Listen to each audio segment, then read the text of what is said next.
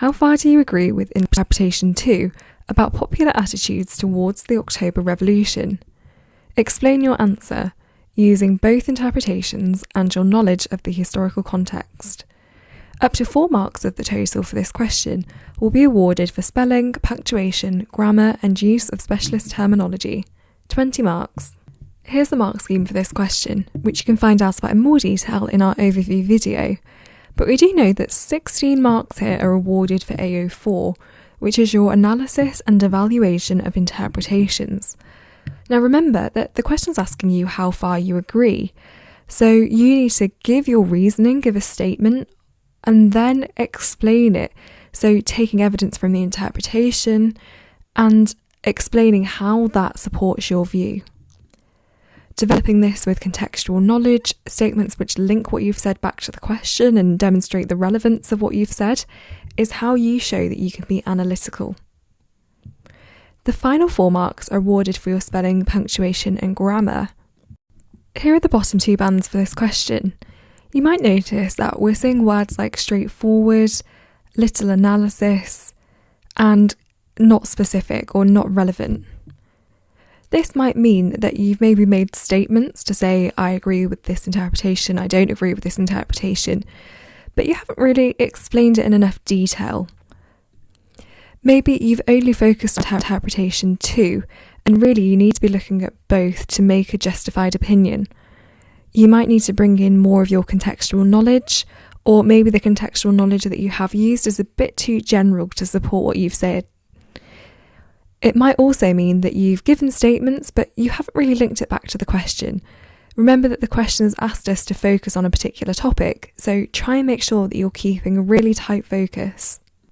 In the top 2 bands, we can see that we need to be analytical, so we've explained our judgment in enough detail to really support what we've said. We've brought in relevant bits of our own knowledge, we've explained why we think what we do by linking all the evidence we've used back to the question, and we've looked at both interpretations to explain why we agree with one more than the other. In order to score in the top band though, you need to have made a justified overall judgment which you keep up all the way through the answer, so try not to sort of flick between one view and the other.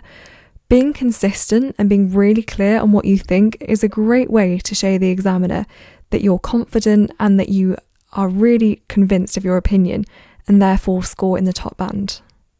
Remember that 4 additional marks are available for your spelling, punctuation and grammar. Now that doesn't mean that you have to do anything different or special as such, but it's just a really good idea to take a bit more caution maybe. So once you've finished writing your answer, if you have time, just read through it quickly to see if you've made any silly mistakes, such as maybe sentences that are a bit too long or words aren't spelt correctly and things like that. If you can use subject-specific vocabulary, then that's great, but don't feel like you have to put it in just to show the examiner that you know it. It's more important that you're using the right word that actually fits in the sentence than something technical that actually doesn't really work. Generally speaking though, as long as your spelling, punctuation and grammar are good enough that the examiner can understand what you mean, then you should be able to secure at least a couple of marks here. So don't worry too much about this.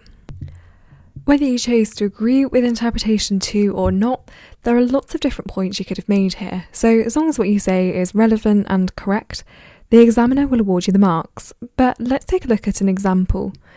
So if you decided to agree with interpretation 2, you might argue that the interpretation suggests that World War I was a major issue.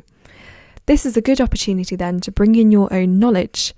You can argue that the provisional government had not withdrawn Russia from the costly and unpopular conflict, and as the Bolsheviks had promised to do so immediately, many people supported them.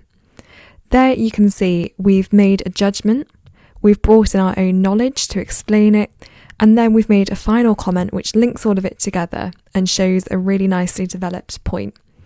Take a look at the rest of the points here though to see if there's anything you could have added to your answer.